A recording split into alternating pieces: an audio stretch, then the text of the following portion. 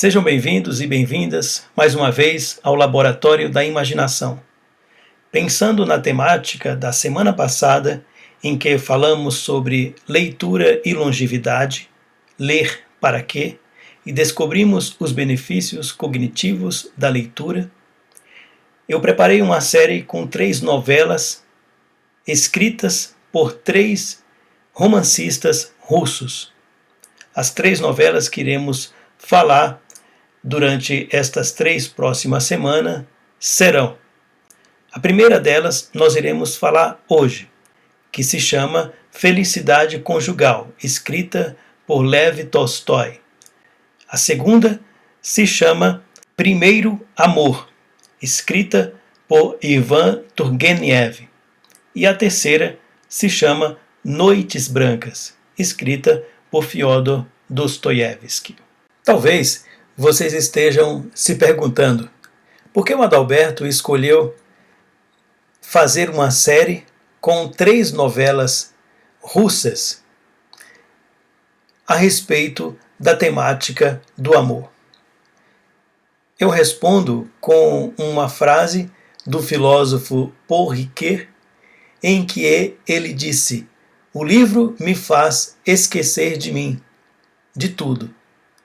Eu relaxo, viajo, me emociono." Falar sobre o tema do amor é relembrar-se enquanto sujeito que experienciou o amor em algum momento da vida. Falar do amor é falar de uma experiência universal. Falar de amor é falar de um sentimento que todos nós compartilhamos e que todos nós temos algo a dizer. Então, ao ouvir sobre o amor e ao ler sobre o amor nestas novelas de escritores russos, eu quero convidar vocês a pensar a respeito da própria experiência amorosa. Talvez a conversarem uns com os outros sobre estas experiências comuns. Certamente vocês irão se emocionar, não apenas com as histórias desses personagens nessas 3 novelas, mas também vão se emocionar quando falarem e ouvirem uns com os outros a respeito da experiência de amor que vocês mesmos tiveram. Vamos então para a primeira novela que iremos falar hoje, que se chama Felicidade Conjugal, escrita por Lev Tolstói em 1859. Vamos lá. Então, Felicidade Conjugal foi escrita por Lev Tolstói em 1859, quando este autor tinha apenas 31 anos de idade. Nesta época, em 1859, a Rússia era, na verdade, constituída politicamente como um Império Russo. Esta forma de organização político-social que durou entre os anos de 1721 a 1917. Nessa novela, Lev Tolstói, ele procura se colocar no lugar do outro, vivenciar uma perspectiva alheia. E neste caso, ele procura capturar os sentimentos, as sensações e a forma de vivenciar o amor a partir de uma experiência de uma garota de 17 anos de idade. É uma garota órfã de pai e mãe, herdeira de uma rica propriedade rural, que se casa com um homem mais velho, de 36 anos de idade, amigo do falecido pai da personagem. Lembrando que, na época em que a novela Felicidade Conjugal foi escrita, em 1859, no Império Russo, a capital era São Petersburgo, a mais ocidentalizada cidade da Rússia, bem como a capital cultural e intelectual do país.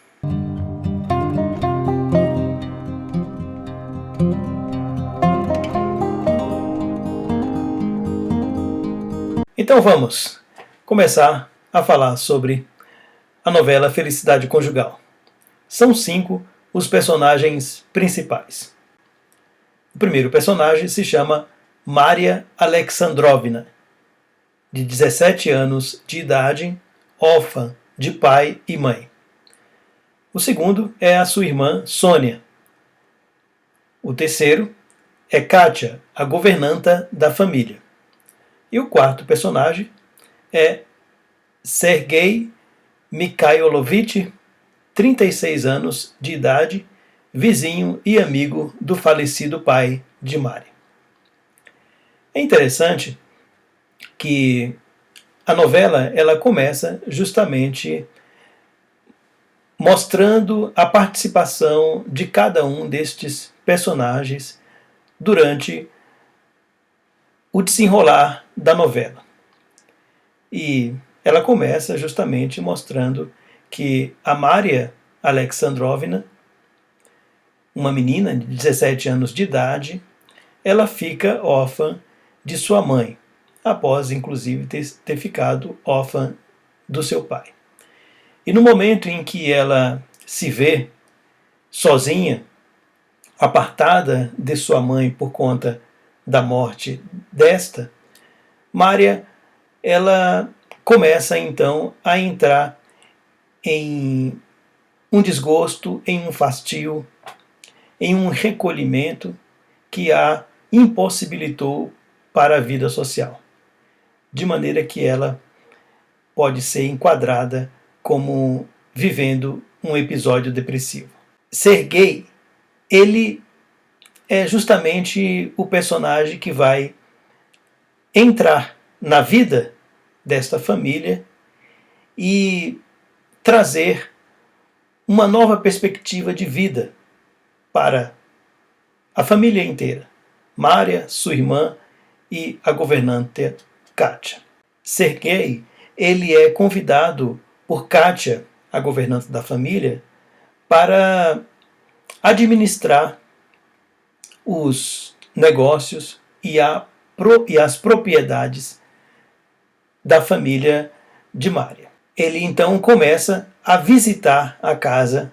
Quando começam estas visitas, inicia-se então progressivamente a retirada de Maria do quarto para a interação com Sergei. De maneira que, a partir de então, a novela ela começa a se desenrolar com essa interação entre Maria e Sergei.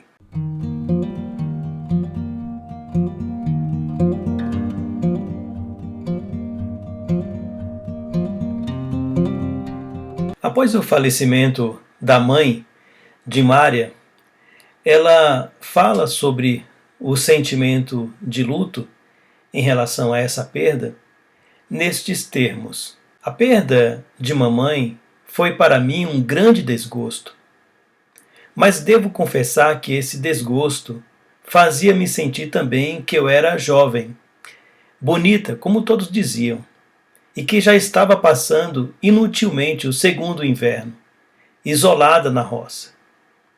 Antes de acabar o inverno, este sentimento de angústia, solidão e simplesmente de fastio cresceu a tal ponto que eu não deixava mais o quarto, não abria o piano e não pegava um livro sequer. Então aqui está um retrato de como Maria interiormente se sentia após o falecimento de sua mãe. Ela que era uma jovem bela, bonita, uma jovem cheia de talentos e encantos, preparada para impressionar a sociedade de São Petersburgo. Na verdade, com a perda de sua mãe, ela se recolhe em um quarto escuro e já não mais utiliza a sua beleza e os seus encantos adquiridos naquela época com tamanho esmero, naquela época do Império Russo, século XIX, uma menina saber tocar piano e saber ler era justamente pertencer à elite, pertencer à nobreza russa. E Maria, então, estava vivenciando esse quadro depressivo, esse luto em relação à sua mãe, esse luto em relação à morte de sua mãe, que a incapacitava para a vida que a sua idade e a sua condição social lhe permitia. Até que tudo isso muda com a chegada do personagem Sergei.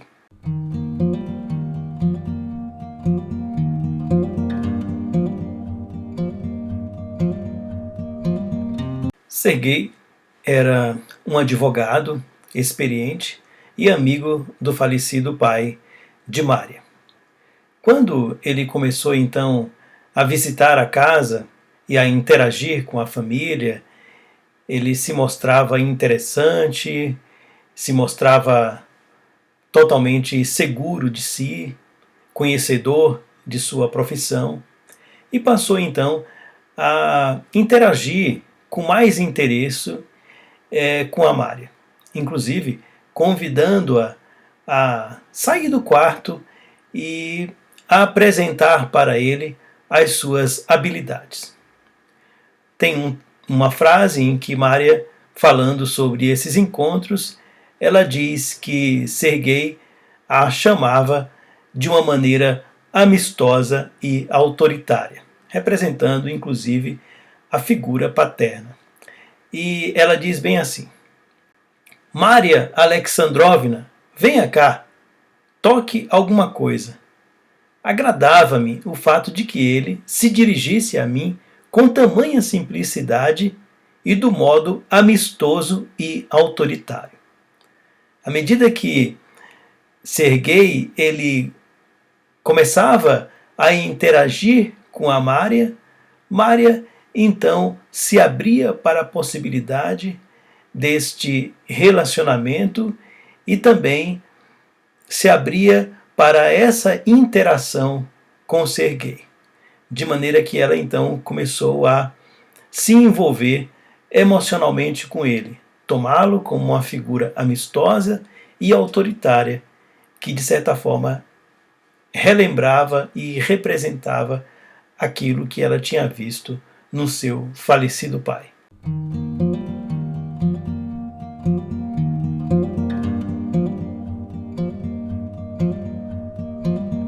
Esse momento, então, Maria vai descrever uma mudança que ocorreu na sua vida a partir das visitas e das interações constituídas com Sergei. Nesta frase, então, ela diz assim: No entanto, chegou a primavera. A minha angústia primeira passou, sendo substituída pela angústia dos devaneios primaveris, dos desejos e esperanças incompreensíveis. Quando lhe contei que na sua ausência eu estudava e não me aborrecera, o que foi confirmado por Kátia, ele me elogiou e acarinhou-me com o olhar, como a uma criança, como se tivesse direito a isso.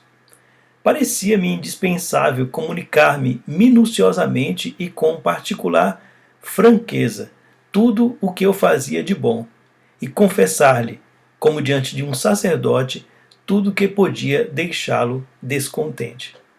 Olha a complexidade da interação entre estes dois personagens. Ela, ao mesmo tempo em que o admirava e de certa forma começou a se encantar por ele, ele também a admirava enquanto mulher. Embora ele tivesse 36 anos de idade e ela 17, e também esse sentimento do Sergei estivesse aí misturado entre um sentimento amoroso e um certo olhar de adulto para com uma criança, né? Maria, então, ao se relacionar com o Sergei, ela tinha esse sentimento um tanto emaranhado entre respeito e aquilo que ela veio descobrir posteriormente e nomear como o amor, a experiência amorosa. Foi nesses encontros que ela percebeu-se amando e tomada por este sentimento forte que ela descreveu como o seu primeiro amor, como a sua experiência primeira de amor.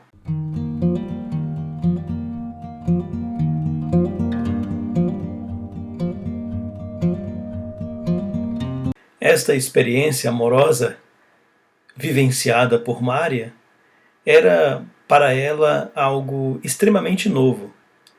É o começo do amor romântico. É interessante pensar que nós adultos geralmente entendemos quando estamos nos sentindo atraídos, quando nos apaixonamos, quando estamos vivenciando uma experiência amorosa.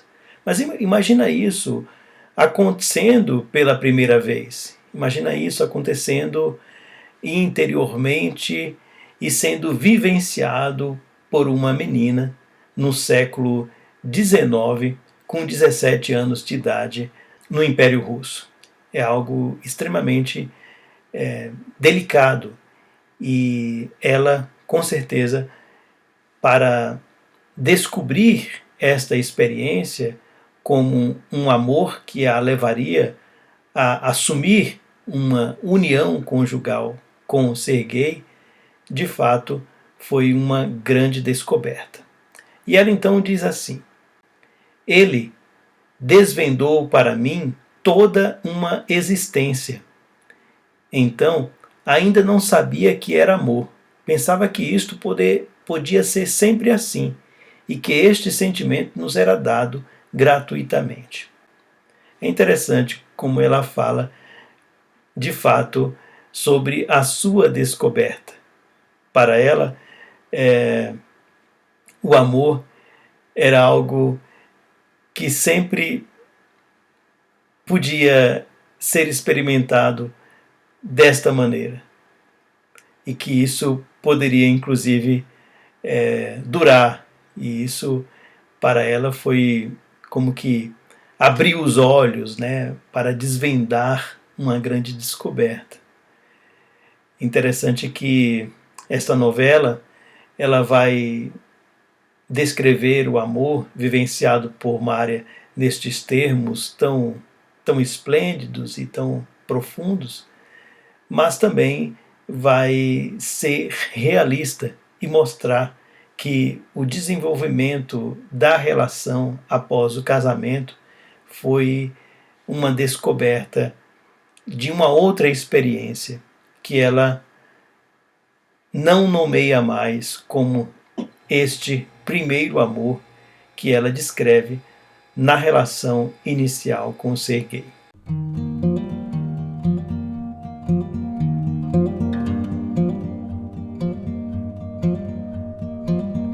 O desenvolvimento, então, da relação amorosa entre estes dois personagens levou Mária a descobrir um outro sentimento e levou-a a perceber, inclusive, o quanto que aquilo que ela construiu em termos de imagem em relação ao Serguei foi se modificando. E ela então percebeu que o Serguei que ela havia construído não era mais o mesmo. E ela diz então assim: do que mais precisa o homem? Disse ele. Estou agora tão contente que não preciso de nada, completamente feliz. Isto era o que Serguei falava. E ela então traz essa fala do Serguei nesta parte do livro. E ela continua: não foi assim que falaste um dia sobre a tua felicidade, pensei. Por maior que ela fosse, dizias, querias algo a mais e mais. E agora estás tranquilo e satisfeito, enquanto eu tenho na alma como que um arrependimento inconfessado e lágrimas não choradas. Essa frase ela mostra o desencontro no decorrer do tempo entre o que o Serguei sentia e o que Mária passou então a vivenciar e a sentir. Enquanto o Serguei estava completamente satisfeito e feliz, e na sua concepção ele não precisaria mais de nada, a experiência que Mária vivia era justamente oposta. Ela estava desejando vivenciar experiências mais empolgantes, experiências que de fato a sua época de vida lhe cobrava experimentar. Provavelmente nesse período aí da novela, esses personagens estavam com idades que trazia para eles uma disparidade muito grande etária. Ela provavelmente aí com seus 20 e poucos anos e ele com seus 50 e poucos anos. E eles começaram então a sentir o peso da diferença de idade. Isso é um tema bem importante que Tolstói traz nesta novela. Enquanto um estava sossegado, feliz, acomodado na sua conquista pessoal, a outra, no caso a personagem Mária, estava ali no início de desejar as coisas e de conhecer as coisas e de conquistar coisas. Embora nesse período ainda a sociedade russa estivesse bem restrita em relação às conquistas femininas.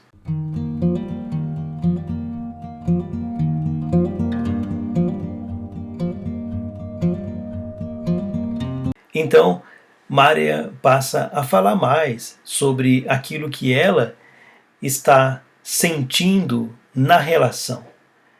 Essa mudança do amor apaixonado, daquele sentimento gostoso, daquela, como ela diz, angústia primaveris, aquele desejo de ver retornar o Serguei quando ele saía para suas ocupações na cidade. Ela ficava esperançosa de que ele voltasse logo, entusiasmada para contar sobre aquilo que ela tinha feito e que de fato ela não estava no quarto como anteriormente. Então assim, tudo isso passou. Ela então começa a relatar como que esse sentimento transformado, mudado, estava de fato a perturbando. E ela então diz assim: não, eu estava mentindo. Ao dizer que não lamento o passado, não, eu lamento, eu choro aquele amor passado, que não mais existe nem pode existir mais. Quem é culpado disso? Não sei. Sobrou o amor. Mas não aquele, sobrou o seu lugar. Mas o amor ficou totalmente dolorido. Não tem mais força nem suculência, ficaram as recordações e a gratidão. Mas então é bem profunda que esta descrição daquilo que ela estava sentindo nesse momento da relação com o Serguei. E eu achei bem interessante quando ela diz: sobrou o amor, mas não aquele, sobrou o seu lugar, mas o amor ficou totalmente dolorido. Não tem mais força nem suculência. Quando essa experiência efervescente da paixão, ela passa, o que fica? E na experiência da Mária, ela vai dizer que ficaram as recordações e a gratidão. As recordações daquilo que vivenciou com o Serguei e a gratidão pelo que ele fez por ela e pelo que eles vivenciaram juntos. E ela vai dizer posteriormente como que ela repensou, como que ela reelaborou a relação com o Serguei e que tipo de posição ela passou a ocupar na sua imaginação, nos seus afetos, na sua relação de amor. Ele passa a ocupar um outro lugar. E nós vamos falar sobre isso ainda.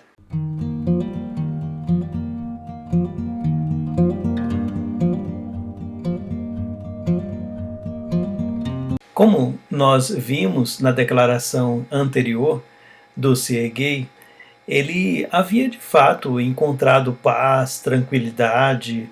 Ele estava acomodado com os seus 50 e poucos anos na relação que havia construído com Mária. E ele até cita uma frase do poeta Mikhail Lermontov, em que diz assim: "E o insensato quer tormenta, como se nela houvesse paz." Provavelmente aí o Sergei estivesse se referindo ao desejo e às constantes solicitações de Mária a respeito daquilo que ela ainda desejava, daquilo que ainda enchia os seus olhos na sociedade de São Petersburgo. E o Sergei não, ele queria de fato vivenciar aquela calmaria e aquela vida campestre que ele construiu com Mária. Ou seja, um desencontro total entre aquilo que um e o outro personagem estavam sentindo nesse momento da relação, nesse período da relação de ambos.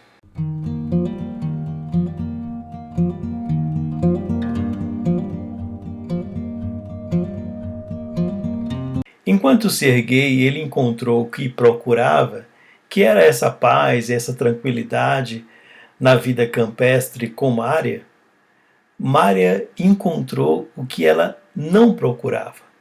E ela então fez esse trabalho psíquico de reelaborar aquilo que ela sentiu inicialmente em termos de amor e de paixão e de descoberta do mundo através dos olhos e da experiência de Sergei, para a sua posição enquanto mãe.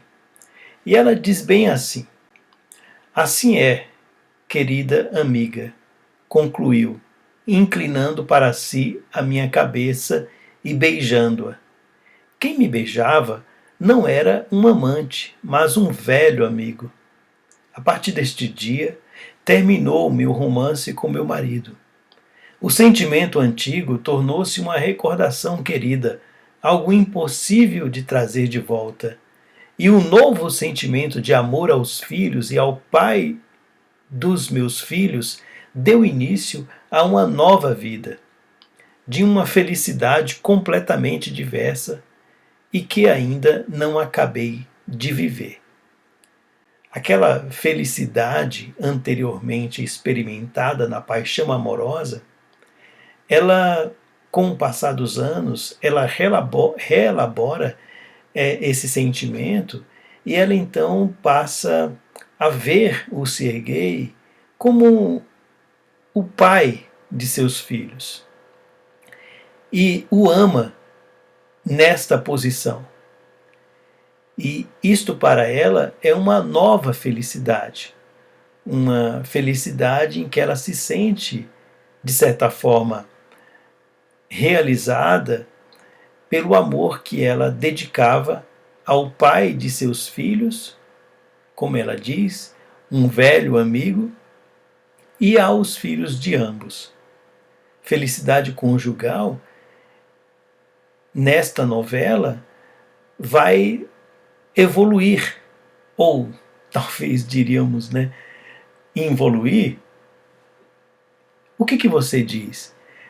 De uma felicidade a partir de uma paixão amorosa para uma felicidade a partir das recordações daquilo que foi construído junto entre uma mulher e um homem que estiveram filhos juntos e que viveram juntos como casal e que construíram uma vida juntos e que agora se amam como que em um período de calmaria, como um mar sem ventos, sem ondas, uma quietude. É uma experiência um tanto desconfortável para nós que queremos sempre movimento, que queremos sempre estímulos e mais estímulos, que vivemos em uma sociedade em que nós não paramos e que estamos sempre sendo estimulados. É uma questão de nós pensarmos. O que você tem hoje em comum com o seu cônjuge, se caso ele está vivo? O que você experimenta hoje com ele? Certamente não é aquela mesma experiência de amor que você vivenciou quando o conheceu, mas é uma nova experiência. Vocês podem falar sobre esta experiência um para o outro. Se caso o seu cônjuge já é falecido, que tal recordar todas essas experiências vividas e elaborar uma narrativa, um discurso sobre a tua experiência amorosa? É algo bem interessante de pensar a partir desta novela Felicidade Conjugal.